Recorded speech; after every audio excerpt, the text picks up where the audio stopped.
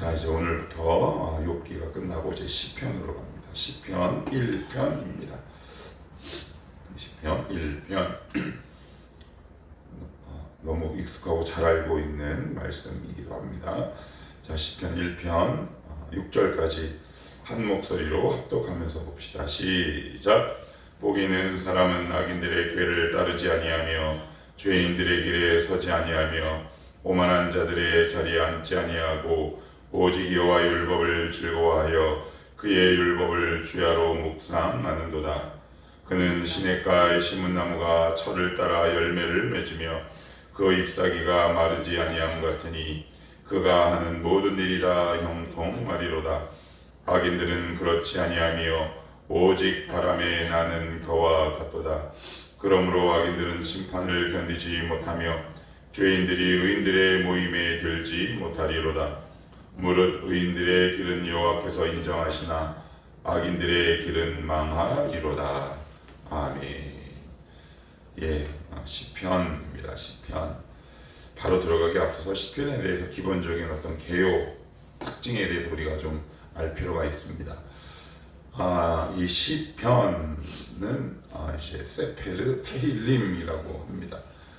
히브리 원어를 그대로 옮겨 보면 찬양하는 책이란 제목을 갖고 있고요. 이제 70인 번역이라고 나중에 이제 70인의 학자들에 의해서 따로 번역본에 의하면 시라고 되어 있습니다. 시. 근데 이 시가 어떤 뜻이냐? 이제 악기를 가지고 노래하는 것. 그러니까 시편의 특징이 뭐다? 시다. 굉장히 문학 작품이다. 이제 이렇게 이해하시면 됩니다. 그러니까 시가 더 깊을까요? 아니면 산문이 더 깊을까요? 시가 훨씬 더 깊고 넓습니다. 그러니까 한 단어 한 단어에 함축되어 있는 의미가 되게 많아요. 왜?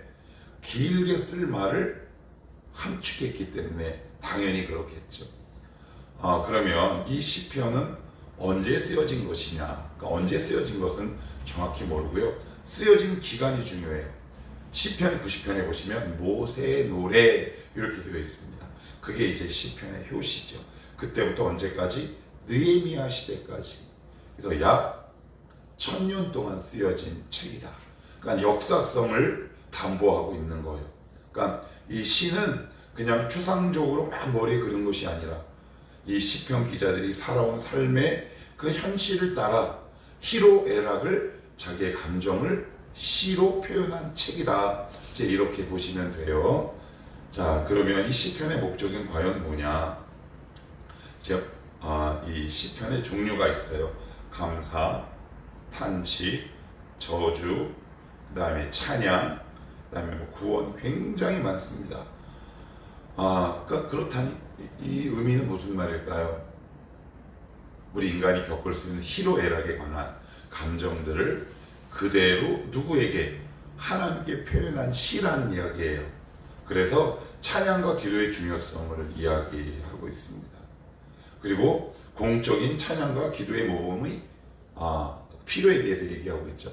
그러니까 이게 말을 제가 이렇게 옮겨서 그러는데 우리 예배 드릴 때 교동문 있잖아요. 교동문 거의 시편으로 되어 있죠.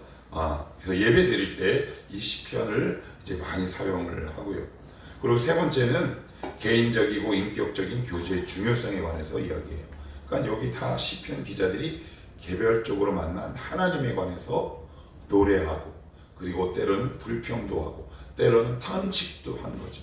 그러니까 신앙은 공동체성을 띠고 있는 동시에 개별적인 만남, 즉 인격적인 교제가 얼마나 중요한 것인가에 대해서 이 시편은 말하고 있고요.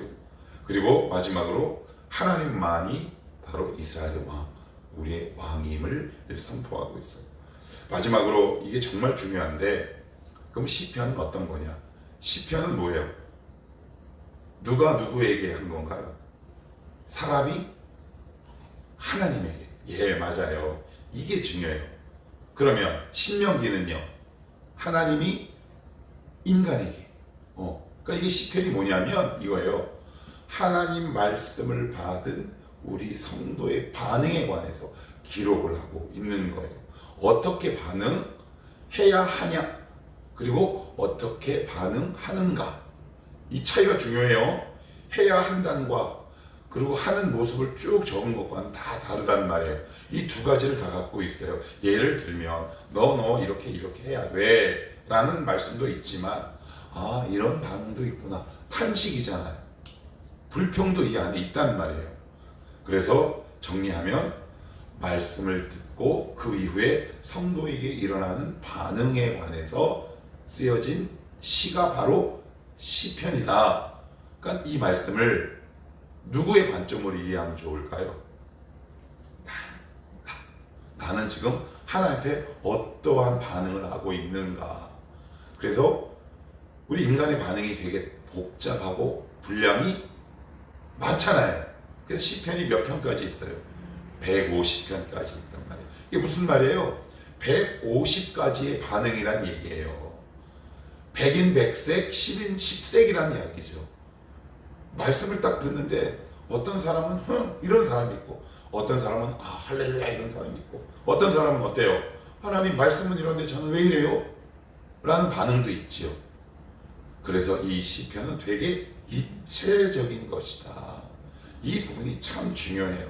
그러니까 신앙이 되게 단편적이고 단조로운 것이 아니라 우리 안에 일어나는 여러 가지 감정들을 하나님 앞에 토설하고 토로하는 인간의 다양한 반응들이 모아진 시가 바로 시편이다. 다시 말씀드려요. 신명기는 하나님이 모세 입술을 통해 이스라엘 공동체에게 일방적으로 주신 말씀이라며 시편은 그 말씀을 받은 인간이 하나님 앞에 어떻게 반응하는지와 어떻게 반응해야 하는지에 관한 책이다.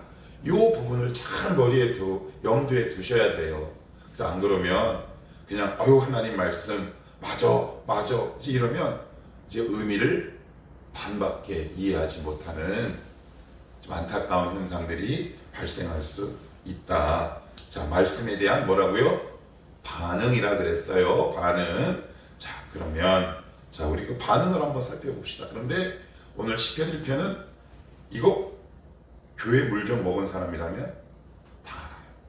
다 알죠. 근데 이 1편을 어떻게 이해하는지 그리고 과연 우리가 이해하는 게 맞는지 한번 봅시다. 1절 다시 한번 같이 읽어봅시다. 시작. 복이 있는 사람은 악인들의 꾀를 따르지 아니하며 죄인들의 길에 서지 아니하며 오만한 자들의 자리에 앉지 아니하고. 이 시편 1편은 그러니까 이 편견이 있어요. 이 시편 1편을 탁 얘기하면 이제 연상되는 단어가 뭐가 있어요? 첫 번째 복, 그 다음에 율법, 즉 말씀. 그래서 이것을 어떻게 이 연결고리를 찾냐면 복 받으려면 말씀을 묵상해야 되는구나 라고 이해를 하죠. 맞죠? 근데 아닌데요. 어떻게 하면 좋을까요? 그 단서가 1절 맨 앞에 있어요. 제가 다시 한번 읽어볼게요. 복 받을 사람은 인가요? 아니죠. 복이 있는 사람. 이게 되게 중요해요. 이건 정말 여러분들 꼭 기억하셔야 돼요. 복이 있는 사람. 이미 복을 받은 사람에게 나타나는 반응은 이런 거예요. 악인들의 꾀, 죄인들의 길, 오만한 자들의 자리에 앉지 아니하고. 하나님 저 복 좀 주십시오 라고 우리 얘기합니다. 그죠? 우리의 기도의 핵심을 딱 두 글자 한 단어로 딱 축약하면 뭐로 압축돼요? 복 달라는 거잖아요. 복 달라는 거잖아요. 저도 기도 제목이 여기 엄청 많아요. 근데 그것을 한 단어로 딱 축약하면 복이에요. 복 달라는 거지요. 그런데 오늘 성경은 우리의 시선을 완전히 뒤집어놔요. 뭐라고요? 이미 너희는 복을 받았는데 그걸 복을 받은 증상이 그 현상이 그 반응이 무엇으로 나타나느냐? 악인들의 꾀가 싫어지는 거예요. 이게 되게 중요해요. 악에 대한 반응들이 일어나는 거예요. 하나님을 찾게 되는 거예요. 이걸 이미 하나님이 복이다라고 선포하고 있어요. 근데 이 부분을 놓치면 우리가 어떻게 되느냐? 기도하다가 쉽게 낙심해요. 그런데 하나님은 뭐라고 말씀하느냐? 이미 너희에게 일어난 복이 있는데 그것은 나를 찾게 되는 거야. 그것이 바로 너희들이 복받은 첫 번째 증거인데 복받은 자들에게 나타나는 것은 부자 되고 잘 먹고 잘 사는 것이 아니라 거룩한 열망과 열정들이 우리 가운데 생기기 시작해요. 1절 다시 볼게요. 악인들의 꾀, 죄인들의 길, 오만한 자들의 자리. 이게 결국 뭐예요? 악에 대한 거부와 거룩한 열정과 열망들이 우리 가운데 막 일어나기 시작해요. 그래서 주님이 마태복음 5장에서 뭐라 그래요? 심령이 가난한 자는 복이, 그 다음 단어 있나니. 이게 이 말씀과 이렇게 연결고리가 맺어도 전혀 이상한 것이 아니에요. 그래서 여러분, 우리가 신앙생활하다가 하나님 제 꼴이 왜 이 모양입니까? 왜 이렇게 저 발전이 없습니까? 이 모든 것들이 하나님의 관점에서 보면 이미 복받은 자들에게 나타난 현상이에요. 이 세상 사람들은 이 모든 반응들이 전혀 일어나지 않아요. 그들은 오로지 딱 한 가지에만 반응이 일어나요. 물리적인 복. 오직 그것만 갖고 우리의 마음 가운데 다양한 반응들이 일어나죠. 자괴감도 느껴지고 열등감 느껴지는 거고. 그런데 우리 성도는요, 그런 것도 있지만 동시에 뭐가 있어요? 거룩한 열망들이 일어나기 시작하는 거예요. 아, 내가 왜 이렇게 삶을 살까? 라는 후회, 탄식, 이런 것들이 이미 하나님이 우리 안에 역사하셔서 복받은 자들에게 나타나는 특징이다 라고 얘기해요. 이 부분이 왜 중요하냐면 이것을 바르게 인지하지 못하면 우리는 자꾸 정말 구해야 할 것을 구하는 것이 아니라 엉뚱한 것을 구하게 되는 거예요. 이 부분이 되게 중요해요. 여러분, 이미 이 복받은 것들을 누리며 살아가는 거예요. 그러니까 신앙은 이렇게 정리할 수 있을 것 같아요. 이미 받은 복을 하나님과 가까이 하며 이미 확인하며 누리며 살아가는 과정, 이 부분이 되게 중요해요. 그래서 이것을 저는 이렇게 표현하고 싶어요. 요즘 맛집들이 되게 많단 말이에요. 맛집. 그런데 여러분이 만약에 어느 지역에 여행을 갔는데 어떤 사람, 어떤 가게는 문전성시를 이루고 어떤 집은 일명 이렇게 파리를 날려. 그러면 우리는 어느 곳에 갈까요? 문전성시 이런 데 가요. 이게 갑자기 이 말씀과 무슨 이야기냐? 하나님 우리에게 주신 복을 누리고 그것을 감탄하며 살아가면 복이 줄을 서요. 이게 되게 중요한 복의 원리예요. 그러니까 이미 나에게 주신 복들을 확인하며 살아가는 거예요. 아, 내가 기도할 수 있는 것이 복이었구나. 예배하는 것이 복이었구나. 이런 것들을 날마다 확인하는 거예요. 그러니까 이 복은 이미 달라고 해야 할 것이 아니라 이미 나에게 주신 복을 뭐하는 과정이다? 확인하는 과정이에요. 재발견하는 과정이란 말이에요. 뭐라고 써있기 때문에 복 있는, 우리는 이미 복을 받은 사람이랍니다. 그래서 여러분, 신앙이 좋아진다는 것은 뭐냐? 없던 것이 갑자기 탁 생긴 것이 아니라 이미 우리에게 주신 모든 것들을 우리의 영적인 눈으로 확인하며 살아가는 거예요. 그것이 뭐 해야 보여요? 기도해야 보이고요. 그것이 말씀을 통해 보인단 말이에요. 그렇지 않으면 우리는 그냥 평생 지지리공상, 그래 나는 복 못 받았어. 우리 주변에 그런 분들 많아요, 없어요?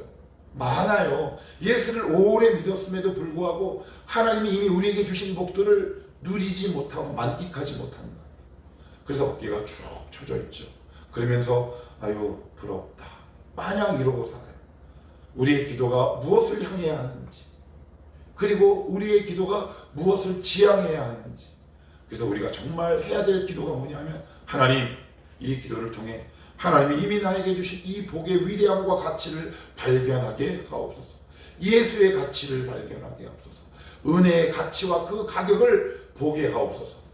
여러분, 유명 매장 가면 가끔 가다가, 저는 뭐 그런 걸 살 돈이 없지만 예전에 어떤 TV 프로그램 보니까 한 패널들을 이용해서 이렇게 물품의 가격을 맞추는 그 실험이 있더라고요. 그리고 나서는 그것을 이렇게 탁 떼어보니까 자기가 되게 비싸다고 생각했던 것들은 탁 떼어보니까 몇십만 원밖에 안 하는데, 어떤 거는 에이 저거 싸구려다 하고 가격표를 이렇게 딱 떼어보니까 수천만 원이야. 여러분, 믿음은 바로 이 과정을 지나가는 거예요. 우리 눈의 비늘을 날마다 벗겨가는 과정이죠. 그래서 내 비늘에 이렇게 붙여진 가격표를 이렇게 탁 띄는 거예요. 아, 이거 되게 가치 있는 거였구나. 이게 복이었구나. 거기서 자유함이 일어나고 기쁨이 일어나요. 오늘도 이렇게 아침에 터덜 이렇게 걸어오는데 이게 말씀이, 어제도 제가 이렇게 공부하고 연구했단 말이에요. 근데 제 마음 가운데 이렇게 울림이 있게 다가오더라고요. 진성아, 너 이미 복받은 사람이다. 너 그거 누리며 살아. 발견하며 살아. 너 정말 복받은 사람이야. 그래서 하나님 앞에 감사했어요. 여러분, 감사는 그냥 나오지 않아요. 이 가치를 발견할 때 나도 모르게 감사가 터진다는 말이에요. 다시 읽을게요. 복 있는 사람은 악인들의 꾀를 따르지 아니하며 죄인들의 길에 서지 아니하며 오만한 자들의 자리에 앉지 아니하고. 이렇게 해서 복받는 게 아니에요. 원인과 결과가 아니죠. 이미 내가 받았다. 그러니 이런 것들이 점점 싫어지는 거예요. 그래서 예전에는 이런 것들이 되게 좋았는데 지금은 그걸 너무 부담스럽게 느껴져. 왜 이렇게 부담스럽지? 그리고 그것이 예전에는 양심의 가책이 전혀 일어나지 않았는데 말씀을 듣고 보니, 하나님과 친해져 보니, 신앙생활을 하다 보니 예전에 내가 습관처럼 반복해 왔던 것들에 대한 구체적인 걸림과 브레이크들이 내 삶 속에 걸리기 시작하고, 이렇게 살면 안 되는데, 이것을 보통 신학 용어로는 이렇게 얘기해요. 신적 인식. 하나님에 대한 인식들이 조금씩 커져가요. 이건 아닌 것 같아. 이건 아닌 것 같아. 이건 아닌 것 같아. 왜요? 복을 이미 받았기 때문에. 오늘 여러분들 이 말씀이 끝나고 이렇게 기도하게 되기를 원합니다. 하나님, 내 눈에 있는 가격표 띄게 하옵소서. 떼지게 하옵소서. 그러면 그것들이 보이기 시작하고 그것을 누리며 만끽하죠. 그럴 때 힘이 생기더라고요. 담대함이 생겨요. 용기가 생겨요. 왜? 이미 나는 복받은 자임을 내가 스스로 확인했는데 주변에서 아무리 말해도 소용없어요. 제 자녀들에게 늘 하는 얘기가 있어요. 너는 그렇지 않아. 넌 가진 가치가 너무 많아. 그런데 누구는 몰라요. 본인들은 몰라요. 본인들의 가치를. 그런데 부모의 눈에는 그게 너무 잘 보인다는 말이죠. 조금 더 볼게요. 2절입니다. 오직 여호와의 율법을 즐거워하여 그의 율법을 주야로 묵상하는 도다. 그래요. 오직 말씀을, 율법을 주야로 묵상하는 도다. 그래요. 율법을 즐거워하여 그의 율법을 주야로 묵상. 그래서 묵상이란 말이 무슨 말일까요? 계속 곱씹는 거예요. 되짚어 보는 거예요. 어떨 때는 쓰기도 하고, 어떨 때는 그 말씀을 내 안에서 자꾸 이렇게 반복해 보는 거예요. 그래서 자꾸 씹다 보면 그 말씀이 우리 영혼 가운데 영양분으로 이어지고, 그럼 영양분으로 이어진다는 것은 우리에게 에너지가 되는 거예요. 결국 신앙의 부재, 신앙의 힘이 없어지는 것은 결국 말씀의 공급원이 차단됐다는 이야기예요. 이 부분을 우리가 놓치지 않으셔야 돼요. 그래서 그것이 어디로 가냐? 우리 가운데 열매가 맺게 되어 있는 거죠. 그러면 이 말씀의 근원이 누구예요? 그게 바로 요한복음 1장 1절은 이렇게 말하잖아요. 태초에 말씀이 계시니라. 이 말씀이 하나님과 함께 계셨으니 이 말씀은 곧 하나님이시니라. 예수 그리스도에 관해서 말씀하시고, 요한복음 15장에는 이렇게 말씀하세요. 나는 포도나무요, 너희는 가지다. 이렇게 얘기해요. 우리 신앙의 원천은 말씀 대신 예수 그리스도와 딱 붙어 있는 것이죠. 말씀과 딱 붙어 있어. 예수 그리스도와 붙어 있는 것이 뭘까? 이미 우리는 붙어 있어요. 그런데 말씀을 통해 그 작업들을 날마다 확인해 가는 거죠. 그래서 말씀을 계속 곱씹어 보십시오. 여러분, 계속 곱씹으셔야 돼요. 이렇구나, 저렇구나. 근데 우리가 곱씹는 것은 무엇을 곱씹나요? 나의 열등감을 곱씹어요. 나의 죄를 곱씹어요. 나의 연약함을 곱씹어요. 그래서 우리의 시선을 엉뚱한 곳에 돌리게 하는 거죠. 여러분, 그것에 자꾸 곱씹으면 거기서 영양분이 아니라 해로운 성분이 우리 몸 가운데 침투하기 시작해요. 그러면 우리의 영혼이 지배당하게 되는 거예요. 여러분, 지금 여러분 가운데 있는 부정적인 생각, 그리고 가학적인 생각, 파괴적인 생각, 모든 신성하지 못한 생각들을 물리칠 수 있는 건 결국 말씀을 곱씹을 때 가능해요. 한번 해보십시오.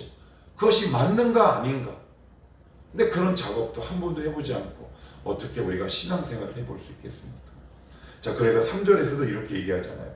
그는 시냇가에 심은 나무가 철을 따라 열매를 맺으며 그 잎사귀가 마르지 아니함 같으니, 그 그가 하는 모든 일이 다 형통하리로다. 형통케 하는 게 뭐라는 거예요? 율법이라는 거예요. 말씀이라는 거예요. 우리의 형통을 쥐고 계신 분이 누구라는 거예요? 예수 그리스도라는 거예요. 여러분, 우리가 형통하는 그 존재가 아니라는 말이에요. 하나님께 딱 붙어 있으면, 내가 말씀 앞에 딱 붙어 있으면 나의 모든 삶 가운데 다양한 삶의 열매들을 맺게 하세요. 그래서 여러분들 시선을 말씀에 돌리셔야 돼요. 안 그러면 열매를 맺어요. 무슨 열매를 맺을까요? 욕심의 열매를 맺습니다. 교만의 열매를 맺습니다. 그래서 1절은 이렇게 얘기잖아요. 악인들의 꾀, 그 다음 죄인들의 길, 오만한 자들의 자리. 우리 생각 가운데 교만의 열매가 맺기 시작하죠. 죄의 열매들이 맺어지기 시작한다는 말이에요. 4절에도 이렇게 얘기합니다. 악인들은 그렇지 아니하며 오직 바람에 나는 겨와 같도다. 악인을 뭐에 비유합니까? 겨는 뭐예요? 아무것도 없어요. 말씀 없는 열매는 하나님이 반드시 다 바람을 불어서 이렇게 다 이렇게 치워버리신다는 말이에요. 우리가 그렇게 구하는 모든 복들은 어느 날 하나님의 바람이 불면 다 없어질 것들이에요. 그러면 하나님께서 우리에게 요구하시는 형통, 열매, 복, 이런 것들은 결국 무엇을 얘기하는 걸까요? 우리 가운데 일어나는 아름다운 믿음의 성품과 열매들을 가리켜요. 이것들이 결국 우리를 복되게 하는 거거든요. 악인들의 특징은 무게중심이 낮을 수밖에 없어요. 자, 5절, 6절 보고 마칠게요. 그러므로 악인들은 심판을 견디지 못하며 죄인들이 의인들의 모임에 들지 못하리로다. 무릇 의인들의 길은 여호와께서 인정하시나 악인들의 길은 망하리로다. 의인들의 길은 하나님께서 뭐라고요? 인정하신대요. 그리고 악인들은 망한답니다. 분명히 확 갈라지게 되는 거죠. 분명하게 갈라집니다. 하나님이 우리에게 요구하시는 것이 있어요. 우리는 이미 복받은 사람이에요. 여러분, 이것들을 발견하게 되기를 원합니다. 발견하면 오늘 이렇게 한번 이 말씀을 묵상하시면서 이렇게 한번 기도해 보시겠어요? 하나님, 복 받았다고 하는데 제 눈에 잘 안 보여요. 보게 하시옵소서. 발견하게 하시옵소서. 내가 누리고 있는 이 특권이 얼마나 위대하고 가치 있는 것인지 보게 하옵소서. 이것을 우리가 발견할 때 우리의 삶 속에 구체적인 열매들이 맺어지기 시작한다. 오늘 이 말씀대로 되는 삶의 열매가 있기를 원합니다. 기도하겠습니다.